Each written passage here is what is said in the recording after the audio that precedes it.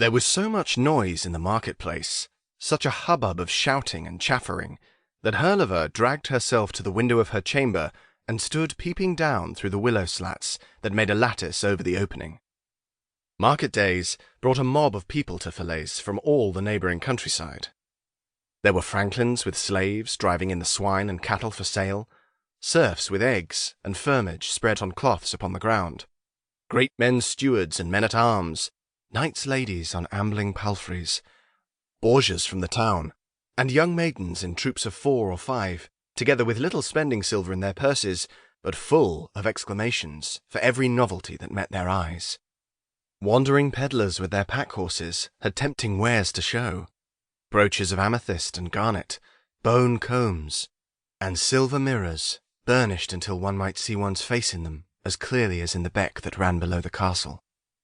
There were stalls piled high with candles and oil and smear, others with spices from the east spreading an aromatic scent, galingale, cloves, cubebs, and sweet cannelle.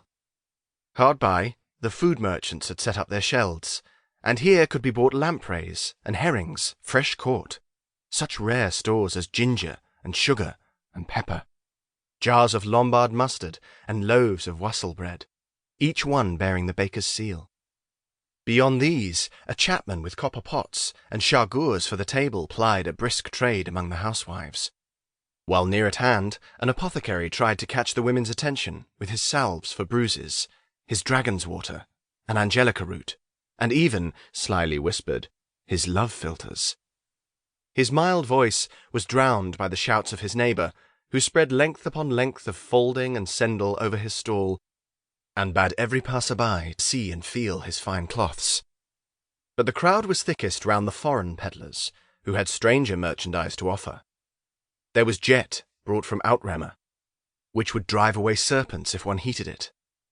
Finer cloth than folding held up by the Frisian merchants, cunningly wrought cups and jewels shown by dark Byzantines, orfray embroidered by Saxon women in England, and any number of trinkets and ribbons for the binding of one's hair.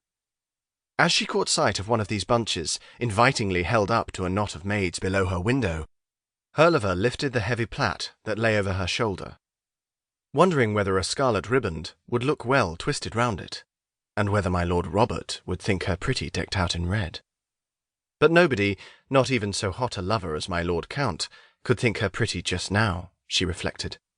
She was heavy with child, very near her time, and my Lord Count was away in Rouen, waiting upon the pleasure of his father, good Duke Richard of Normandy. She wished that her pains might start, and the birth be soon over, so that she might ride up the steep hill again to the castle that crowned one of its crags, and call upon the men-at-arms to open to Herliver the beautiful, daughter of Fulbert, Burgess of Falaise, and mistress of my Lord Count of Yem. Involuntarily, her eyes turned towards the castle, which she could just see, high above the squat wooden houses of the town and half hidden by the trees that climbed its hill. She thrust out her lower lip a little, picturing to herself the hot ladies of the court at Rouen. She felt ill-used, and had begun to dwell upon her fancied wrongs, when her attention was diverted by a troop of minstrels who had begun to play quite near the house. They had come to the market on the chance of a few coins from the younger and lighter-hearted of the crowd, and perhaps a bite of supper afterwards in one of the rich Borgia halls. The harper started to sing a popular chanson, while the juggler in his train cast up plates and balls into the air, and caught them all one after the other, faster and faster, until Herliver's eyes grew round with wonder. From the window, Herliver could see her father Fulbert's sheld, with the furs hanging up in it, and her brother Walter haggling with a Borgia over the price of a fine rug of marten skins. Close beside was a chapman, who held up trinkets before the eyes of several envious maidens.